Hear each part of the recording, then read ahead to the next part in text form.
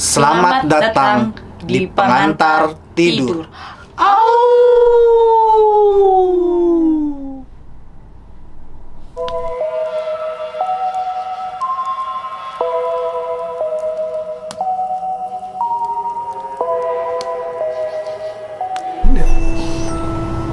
Assalamualaikum warahmatullahi wabarakatuh. Apa kabar semua? Malam ini balik lagi nih temen gua nih si Nola. Apa kabar Nol?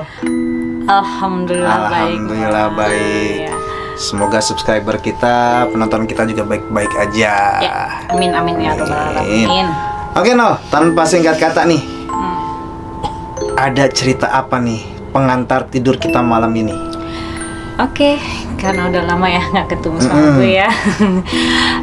Untuk kali ini, untuk momen ini, gue akan ngebawain satu buah cerita tentang rumah tetangga gue yang angker banget. Rumah tetangga, oke. Biasanya mulut tetangga yang angker. Oh, kalau ini enggak, ini enggak. view rumahnya, enggak mulutnya. Enggak, Alhamdulillah, alhamdulillah. iya. Oke. Jadi gini bang, gue ini bertetangga dengan beliau ini sudah hampir berjalan kurang lebih ya, sekarang berapa? 20 lebih ya, 20 tahun lebih lah ya kan.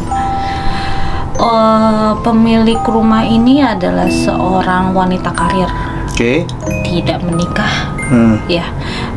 Sampai sekarang pun tidak menikah gitu kan. Nah, jadi dulunya si wanita karir ini punya rumah pas persis rumahnya itu samping gue bang. Persis nempel banget. Ya. Nempel kan, rumah BTN tuh nempel kan temboknya gitu. Nah, satu kejadian bang.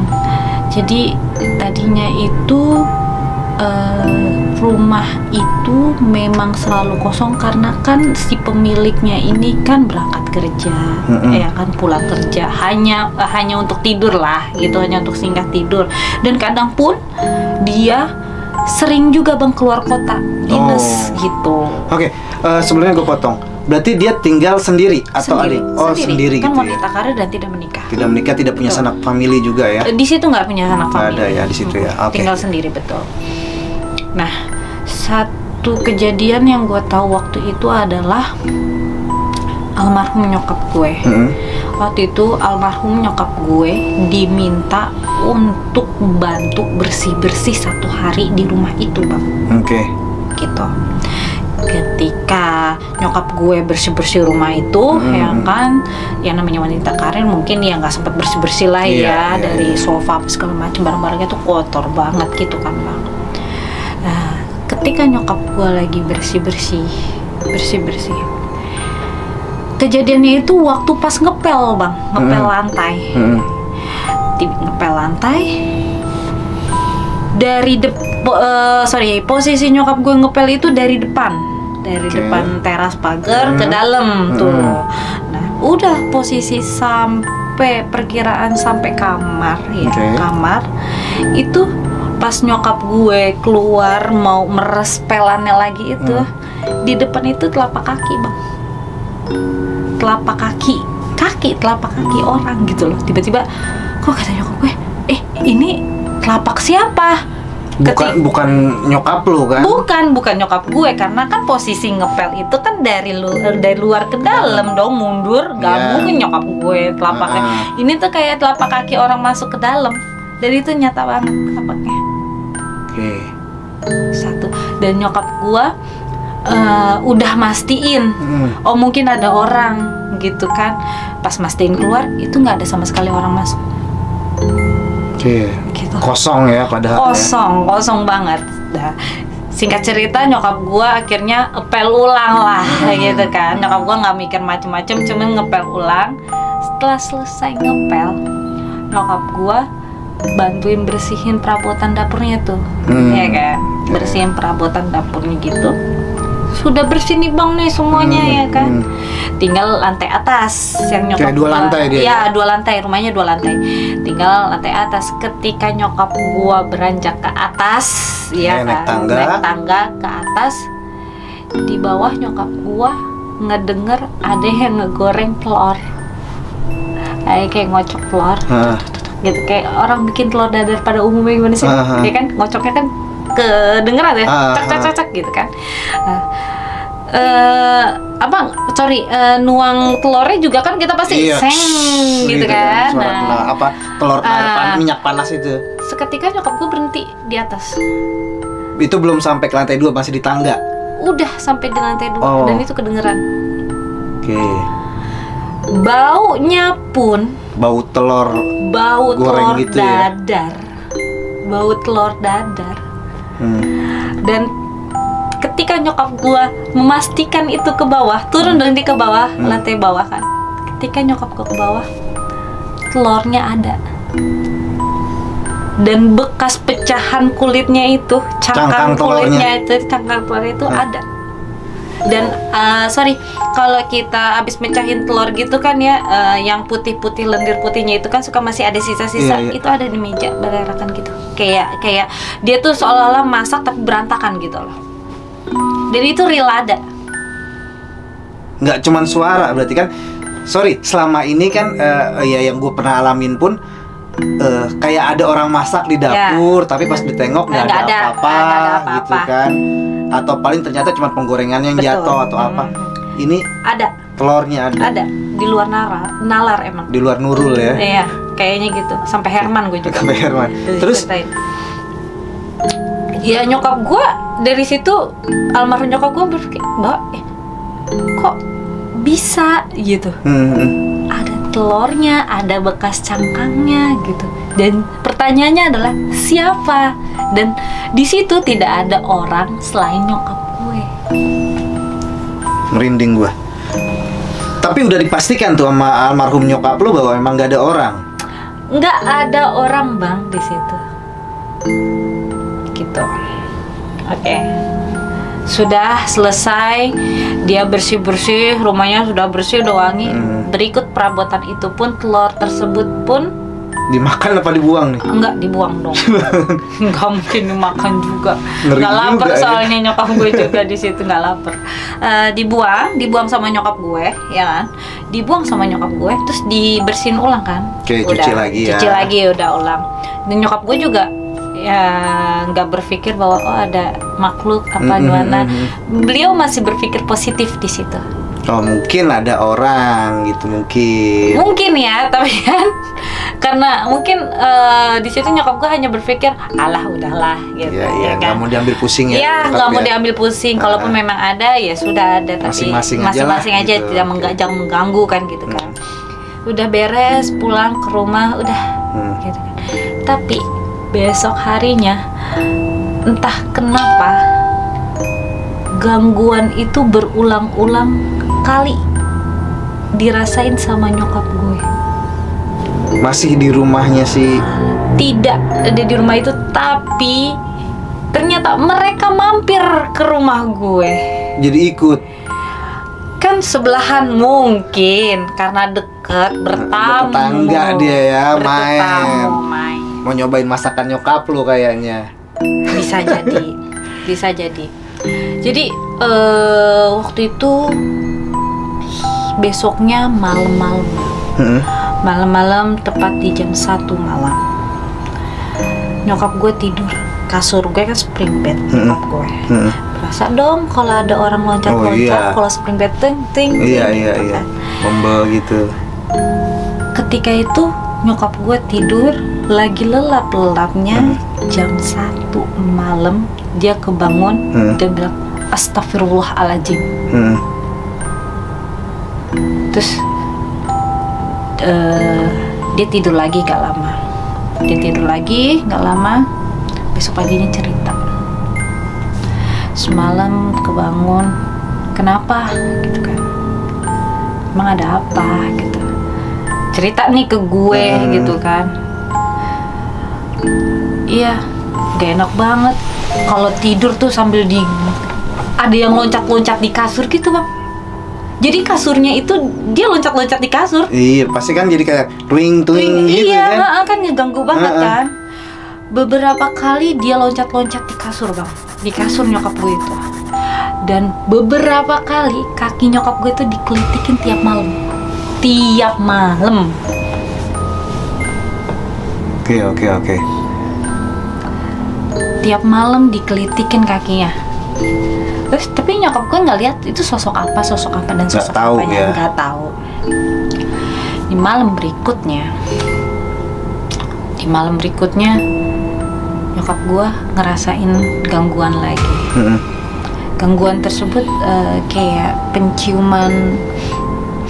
Nyokap gue kayak berasa ada yang masak jengkol bang. Gitu. Tetangga kali masak jengkol enggak? Tapi dari rumah itu baunya. Dari rumah lu? Apa dari yang tetangga itu si Nyonya X ini yang wanita karir? Padahal dia lagi nggak ada. Nggak ada. Dia tuh kalau kerja berangkat pagi banget, pulangnya malam banget gitu loh. Oke, dan tiba-tiba bau jengkol dari rumah itu. Itu sering bang, sering. Bau orang masak tuh sering banget. Bayangin, bau orang masak tiba-tiba aja. Dan posisi nggak ada orang dan dia pun nggak suka masak. Ya mana sempet gitu kan? Betul, gitu. Itu nyokap gue sering banget ngerasain bau masakan ya jengkol ya, nasi goreng lah ya, ikan asin ya, segala macem lah pokoknya kan. Itu sering banget. Terus lagi beberapa saat lagi digangguin lagi juga bang. Jadi waktu itu nyokap gue malam-malam ke warung. Nih hari-hari berikutnya malam-malam nyokap gue ke warung gitu. Memang keadaan kan kalau udah jam 9 ke atas di situ sepi bang. Di perumahan gue itu agak sepi ya, agak krik-krik gitu. Nah tuh nyokap gue kan otomatis kalau mau ke warung dan balik ke rumah, dari warung balik ke rumah itu ngelewatin rumah tersebut kan. Iya. Nah, jadi ceritanya ini posisinya pas balik dari warung jalan ke rumah, ya kan? Ngelewatin rumah ini dong. Iya. Ya kan? Dia kata nyokap gue tuh, nyokap gue ngeliat persis banget mirip RT gue. Oke. Pokoknya intinya dia bilang gue ngeliat si RT gitu. Dia nyangkanya Pak RT itu ada di rumah si Nyonya X ini. Iya, berdiri di depan. Oh, di pagar. Iya, berdiri di pagar. Ditegur dong sama nyokap gue ya kan. Ditegur. Pak RT tumben berdiri gitu kan. RT belum nyaut. Tegur 2 kali sama nyokap gue. Pak RT orangnya belum dateng, nyari ntar saya bilangin, ya kan. Selang 1 menit tuh RT balik badan bang. Itu RT balik badan tapi mukanya pucet pasih. Ini bibirnya tuh udah kayak yang. Dan dari situ nyokap gue pulang besoknya sakit, demam tinggi, sakit gak jelas gimana sih, tiba-tiba gitu bang, meriang, menggigil gitu ya. Sakit terus. Jadi bukan si RT sebenarnya ya. Entahlah kayaknya sih begitu ya bang ya, gue juga gak paham. Nah ceritanya nih nyokap gue sakit sampai 2 hari. Gue bawa berobat nih ke puskesmas, nggak kunjung sembuh bang, udah hampir seminggu. Akhirnya gue panggil dong orang yang bisa di situ, ya kan. Dipegang, dibacain, ditanya gue yang ditanya, Neng maaf ibunya abis ngeliat apa, ya kan gitu. Ngeliat apa ya pak? Nggak ngeliat apa-apa gitu kan. Pernah nggak diinget-inget dulu gitu, ibunya pernah ngeliat apa gitu kan. Pas gue inget-inget, gue bilang, oh iya pak, beberapa hari lalu, gue bilang kan, beberapa hari lalu memang ibu saya cerita ngeliat Pak RT depan pagar rumah sebelah. Gue bilang gitu kan, depan rumah sebelah. Dan ternyata pas nengok bukan Pak RT katanya, mukanya pucat pasi gitu. Habis dari situ ibu saya langsung sakit begini Pak sampai sekarang. Oh iya. Nah ternyata usut punya usut, penghuni situ, penghuni rumah situ. Dan ternyata penghuni rumah situ yang selama ini ganggu nyokap gue kerja di situ, yang berhari-hari main di situ gitu, itu cuma satu orang Bang. Satu makhluk, sorry bukan orang ya. Satu makhluk gitu Bang. Cewek, pakai kebaya, rambutnya panjang, mukanya hancur gak jelas. Itu sempet dibilangin perawakannya kayak gitu sama si orang tersebut, orang yang bantuin sama Pak Ustadz itulah ya. Pak Ustadznya. Terus akhirnya gue cuma minta solusi dong, bagaimana ya Pak, karena kan ini rumah nempel gitu kan, biar beli mungkin biar dianya nggak mampir-mampir terus ke sini dan kita juga nggak ngerasa terganggu gitu loh. Maksudnya kalaupun nggak ganggu sebenarnya nggak apa-apa ya, nggak masalah kan ya. Dia udah ngeganggu itu gitu kan. Ini kan udah ngeganggu tiap malam yang ngelitikin kaki, loncat-loncat di atas kasur. Nyokap gue bantuin benahin rumah sehari doang aja udah ada yang masak telur gitu ya. Bau-bau masakan itu terus ada gitu kan. Itu namanya udah mengganggu dong gitu kan. Kayak kita juga terganggu. Akhirnya dibersihin lah rumah gue gitu kan, dari hal-hal yang kayak gitu juga. Dibersihin rumah gue. Terus Pak Ustadznya bilang memang kalau ada pemiliknya bilang saya ya, nanti saya bantu bersihin juga rumahnya gitu. Nah ternyata Bang, hari berikutnya selang seminggu lah Bang ya, itu selang seminggu si pemiliknya ada, kebetulan hari weekend ada beliau di rumah. Ya betul, libur di rumah. Terus gue coba menceritakan kejadian itu ke si pemilik rumah gitu kan. Dari A sampai Z itu ya. Betul. Karena nyokap gue sampai sakit nih, karena almarhum nyokap gue sampai sakit. Udah mulai mengganggu ya, gitu kan. Betul. Ketika gue coba berinteraksi sama pemilik rumahnya ya kan, ternyata pemilik rumahnya sendiri pun kalau habis pulang kerja itu juga mengalami gangguan-gangguan tersebut. Oh, jadi sebenarnya si Nyonya X ini juga memang tahu gitu. Betul. Karena dia ngalamin juga ya. Tapi nggak ngomong. Tapi dia nggak umbar gitu. Kayak misalkan ada wanti-wanti, biasanya ada wanti-wanti ibu, tapi jangan kaget ya kalau nanti ada seperti ini. Biasanya kan kayak gitu ya. Nah ini enggak sama sekali. Nah tapi ketika gue klarifikasi, gue menceritakan apa yang terjadi di rumah gue dan almarhum nyokap gue ya kan, sampai sakit kayak gitu, ternyata si pemilik rumah ini pun sama kejadiannya seperti itu gitu. Sampai pemilik rumah ini pun cerita sering dijambak waktu dia lagi tidur. Serem banget, itu udah iseng banget ya. Nah itu Bang, ternyata setelah ada pembicaraan, gue dengan pemilik rumah, terus gue bilang kan, gue cerita kemarin ada Pak Ustadz nih yang bantuin nyembuhin gitu.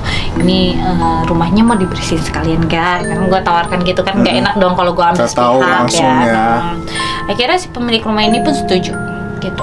Akhirnya si pemilik rumah ini setuju dengan pembersihan rumah tersebut. Akhirnya si Pak Ustadz ini datang ke rumah tersebut, dan memang ternyata rumah itu dulunya adalah bekas sumur tua, gitu. Dan sumur tua diuruk ya. Ya, sumur tua, dan ternyata dulunya itu adalah memang di situ tempat berkumpulnya para makhluk halus di situ, gitu. Ternyata. Si ustadznya ini memang bilang di rumah ini adalah tempat perkumpulannya mereka. Oke, tapi yang nunggu mah cuman si perempuan satu. Betul. Cuman yang lain sering namu. Iya, kayak si perempuan ini si perempuan ini. Ternyata bau masakan itu mereka lagi pesta, Bang. Gitu. Jadi si perempuan ini tuh ya sering ngundang temen-temennya ke situ gitu. Makanya mengundang, sering ya bau-bau gitu betul. Jadi sering bau masakan itu ada karena mereka sedang pesta di rumah itu. Dan ternyata memang rumah itu adalah pusat perkumpulannya mereka sejak dulu, sejak sumur itu ada dan belum dijadikan perumahan tersebut. Itu, Bang. Iya. Itu. Dan akhirnya setelah dibersihkan, dan memang agak lama dan agak sulit karena Pasti. mereka sudah lama di situ. Iya. Si nyonya ini sudah lama di situ, berdiri situ gitu kan, sampai sempat marah dianya. Cuman alhamdulillahnya sudah bersih. Udah aman lah ya sekarang ya. Udah aman sekarang, udah enggak. Ya memang ternyata yang nyium-nyium bau makanan itu ternyata nggak cuma nyokap gue doang, Tetangga sekitar. kalau lewat ya lalu lalang lah ya, orang lewat sekitar, kadang mereka bilang bau melati. Wangi, bukan bau, Ya, wangi wangi ya, melati. wangi banget melati, tapi nggak ada tanaman melati di situ. Si pemilik rumah nggak pernah yang namanya, ada pepohonan, ada bunga-bunga gitu, tapi nggak pernah ada yang namanya nanam bunga melati, nggak ada gitu. Nah, terus siapa yang bau masakan itu, tetangga juga pasti pada sering juga ya. Kok ini bau wangi masakan ya kan, tapi orangnya jarang ada gitu loh. Kok ini baru masakan ya, itu dan itu udah rame ternyata. Tapi ya karena gua dan nyokap gua orangnya di situ bukan nggak bertetangga, maksudnya yang kayak gitu-gitu, omongan kayak gitu-gitu ya masa bodoh lah, cuek aja lah ya. Tapi ternyata memang udah booming di situ dan udah banyak orang yang lalu lalang itu sama ngerasain mencium aroma-aroma yang berasal dari rumah itu gitu. Cuman gara-gara nyokap lo diminta tolong untuk ngebersihin, jadi mereka kayak mungkin agak terganggu kali ya. Mungkin kan ya karena makhluk-makhluk seperti itu kan memang suka tempat yang lembab, yang kotor gitu kan. Jadi ya ketika dibersihin, bisa jadi. aduh dibersihin lagi nih gitu kan, mungkin ibaratnya kayak gitu ya, kali jadi ya. kayak mereka mungkin kerasa kurang nyaman kali ya. Iya, buat mereka mah jadi kurang nyaman gitu kan. Oke. Iya, dan ternyata sebelum rumah itu tadi rumah itu nggak tingkat ya Bang ya, nggak tingkat 2, cuman satu lantai ya. kan. Ketika si pemilik rumah lagi bangun rumah, dia ada satu kejadian lagi. Si tukang bangunan itu jatuh dari lantai 2 ke bawah. Kenapa tuh? Katanya lagi ngerjain di depan pagar, dia ngeliat sosok dan dijorokin ke bawah.